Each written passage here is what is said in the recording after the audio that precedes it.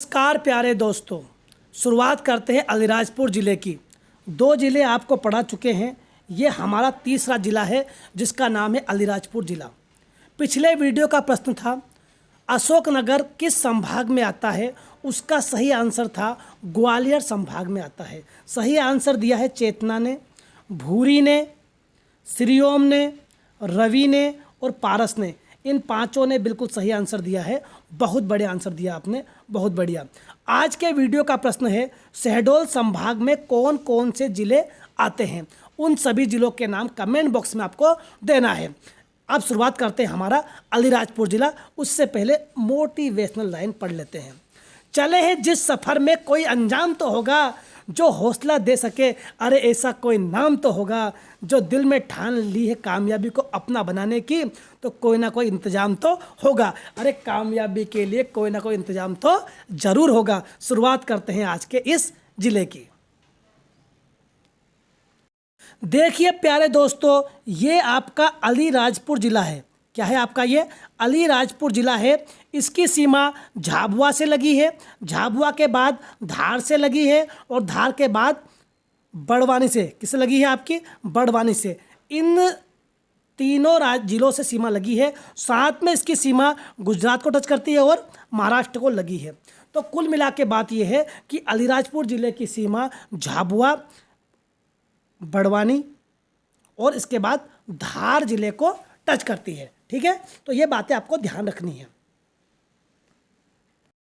जो हमारा ये ज़िला है अलीराजपुर ज़िला है, ये आपका इंदौर संभाग में किस में आता है? इंदौर संभाग में आता है। इंदौर संभाग में कुल 8 ज़िले आते हैं। कितने आते हैं? 8 ज़िले। अब वो 8 ज़िले कौन से हैं? ये तो आपका हो गया झाबुआ, ये हो गया आपका अलीराजपुर, ये हो गया आपका इंदौर, ये आपका हो गया धार, धार के बाद ये आपका हो गया बड़वानी, ये हो गई आपकी खरगोन, ये खंडवा और ये आपका हो गया बुरहानपुर। तो 1 2 3 4 5 6 7 8 ये 8 ज़िले पड़ते हैं आपके इंदौर संभाग में। ये ध्यान रखना आप।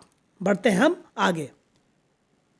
हाँ तो प्यारे दोस्तों, अलीराजपुर ज़िला मध्य प्रदेश का ज़िला है जो झाबुआ से अलग होकर बनता है। किससे अलग हुआ है? झाबुआ से अलग हुआ है। कब हुआ है? 17 मई 2008 को अलग हुआ है झाबुआ से। अब आप बोलोगे कि जब 1 नवंबर 2000 को मध्य प्रदेश का पुनर्गठन हुआ था तब इसमें 45 ज़िले थे। अरे हाँ भैया, थे, बिल्कुल सही कहा आपने। तो ज़िले कब बढ़े? 3 ज़िले बढ़े आपके 2003 में। कब बढ़े? 2003 में 3 ज़िले आए। कौन कौन से? अशोकनगर, अनूपपुर और एक आपका आया था भैया, कौन सा आया था? नाम बताओ मुझे फटाफट। वो आया था आपका बुरहानपुर। अशोकनगर, अनूपपुर और बुरहानपुर 3 आए। फिर इसके बाद 2 ज़िले बनते हैं 2008 में। कौन कौन से? अलीराजपुर और सिंगरौली। तो 2 और बढ़ गए। एक बना था 2013 में आगरमालवा और एक बना 2018 में निवाड़ी। तो ये हो गए आपके 52 ज़िले। इस तरह आपके एमपी में बनते हैं। हाँ तो प्यारे दोस्तों, अलीराजपुर मध्य प्रदेश का ज़िला है, झाबुआ से अलग होकर बनता है, 2008 को बनता है, इंदौर संभाग में आता है। किस संभाग में आता है? इंदौर संभाग में। इंदौर संभाग जबलपुर के बाद दूसरा बड़ा संभाग है। जबलपुर के बाद, जबलपुर नंबर 1 पर है और ये नंबर 2 पर है। अब बात ये करें कि इंदौर संभाग में जो 8 ज़िले आते हैं वो कौन कौन से हैं। तो कैसे याद करोगे आप? ऐसे याद करो, बड़वानी बुरहानपुर, इंदौर धार, खंडवा खरगोन और अलीराजपुर झाबुआ। ये 8 ज़िले आपके आते हैं इंदौर संभाग में। नर्मदा नदी भी निकली है, अलीराजपुर से प्रभावित होती है। भारत का सबसे न्यूनतम साक्षर जिला कौन सा है? तो वो भी कौन सा है? आपका अलीराजपुर है। और सबसे अधिक की बात करोगे तो कौन है? वो जबलपुर। सबसे न्यूनतम साक्षर अलीराजपुर, सबसे अधिक साक्षर जबलपुर। हाँ तो प्यारे दोस्तों, भारत का सबसे अधिक अनुसूचित जनजाति परसेंट वाला जिला प्रतिशत के मामले में कौन सा है? तो अलीराजपुर है। लेकिन सबसे अधिक की बात करोगे आप एसटी के मामले में तो वो आपका है धार जिला। कौन सा है? धार जिला। लेकिन परसेंटेज की बात करोगे तो वो आपका अलीराजपुर है। लगभग वहाँ की कुल जनसंख्या का 89% एसटी है। 89% एसटी जनजाति है, अनुसूचित जनजाति है। भगोरिया हाट, यहाँ पर एक त्यौहार होता है जो कि होली से पहले होता है। वो युवक युवतियाँ इकट्ठे होते हैं, एक दूसरे को गुलाल लगाते हैं और भागकर जंगल में चले जाते हैं और बाद में उनकी शादी कर दी जाती है। डोलामाइट खनिज भी यहीं प्राप्त होता है। अलीराजपुर जिले में। इसकी सीमा झाबुआ को, धार को, बड़वानी को टच करती है।